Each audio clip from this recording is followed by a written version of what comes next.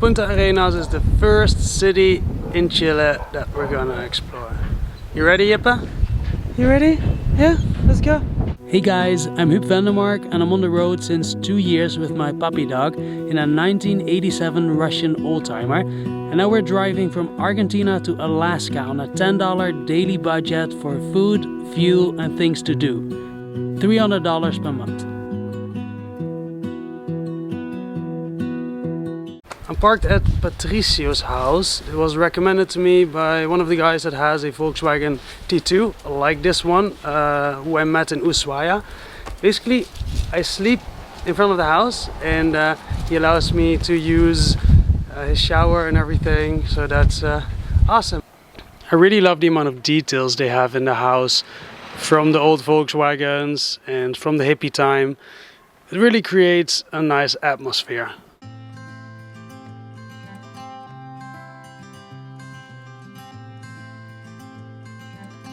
Patricio's house is about 3 kilometers away from the city, so it's quite a bit of a walk. It's Sunday today and apparently there's a Sunday market here close to the house.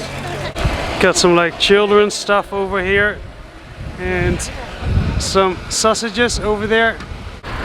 There's someone there juggling hula hoops in front of the traffic lights. I wonder what you guys feel about that.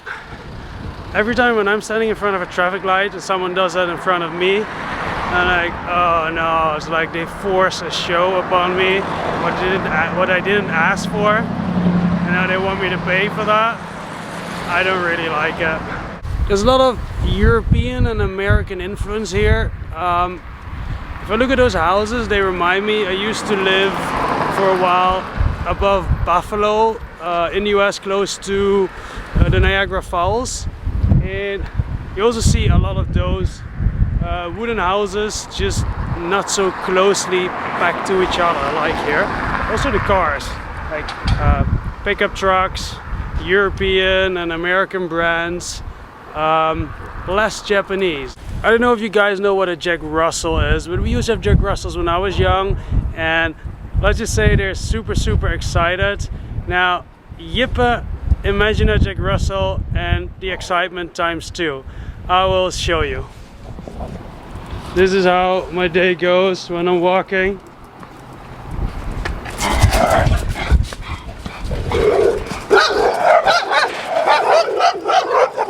I was very interested to know the fuel prices here. The internet said about $1.10 for a liter, and that's indeed true. For the cheapest liter of gasoline you pay $1.10, so that's $4 for a gallon. However, the diesel is cheaper. Is about $2.50 for a gallon, or 80 cents for a liter. So it's still, diesel's 20% more expensive as Argentina, but not twice as much as what I expected. So that's good if I ever need diesel in Chile. Some street art over here.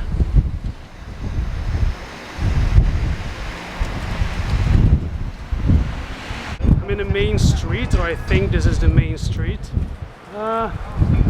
Yeah, the buildings don't seem that well maintained here. It's a Sunday, so the buildings are closed, the shops are closed, which is okay. I wasn't really planning to buy anything anyway. I've been here for 2 nights now and it's really bad. I've been eating pasta with tomato sauce and tuna in the morning and in the evening.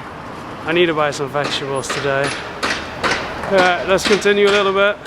You might notice when you look at the buildings everywhere, like metal around it and bars in front of it, it's because apparently they're scared of riots. So it does give a little bit of a prison feeling walking around the buildings. Here again, bars everywhere. There, they can completely lock it down. There is a surprising amount of tourists here, and that is because Ushuaia in Argentina is the port to go to Antarctica, and for Chile this city is the port to go to Antarctica. Now this is definitely the nicer part of the city, with a bunch of what seem to be buildings from the Colonial era, more like Spanish style, I would say.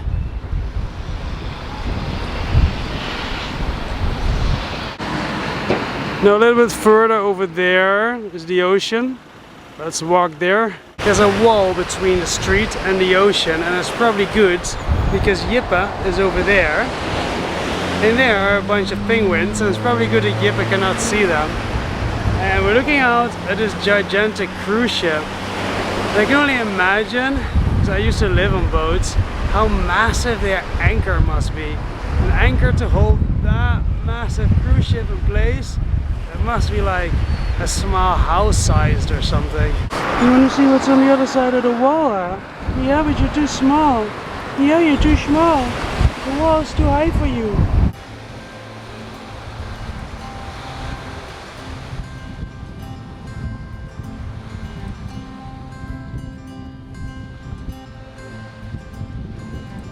I just met two other overlanders, people who drive in a car, and they're going southbound. I'm going northbound, so they've already done what I'm going to do. It's always interesting to meet them because, you know, I could ask them if there's something to do in between here and the national park where I want to go to, and apparently there's not so much to do, which is not good for my budget challenge because it's 450 kilometers away. And also we were talking about Bolivia. Apparently the fuel there is really expensive because they charge foreigners double and they have to fill in a form. But then what some overlanders have done is they park the car somewhere else, because if you park it in front of the gas station it's on camera, and then they walked with their metal or plastic canisters to the fuel. I'm out of breath because I'm walking up a hill to the fuel station, and then they filled up their fuel, and sometimes they did get the local prices. That's like, those things are really good to know because those things can save a lot of money when you're traveling. All right, I'm going back to the place where I stay. Yep, ready? Yeah. Oh. You like to walk? Yeah. Yeah. Just passing a welding shop, and that reminds me of my time in Central Asia where I needed a welding shop about every, well, 3 days, about twice a week, either because something broke or because the previous welder didn't do a good job and it broke again. And I don't know a lot of Russian words, I think about 10, but one of them is svarka, and svarka means welding, and that word I will never forget in my life. And we're back. I hope you guys enjoyed this little tour. Now I'm gonna do a little checks on my car so that it is most likely that I can drive another couple 100 kilometers without problems. Yeah, bye. If you like my videos, subscribe.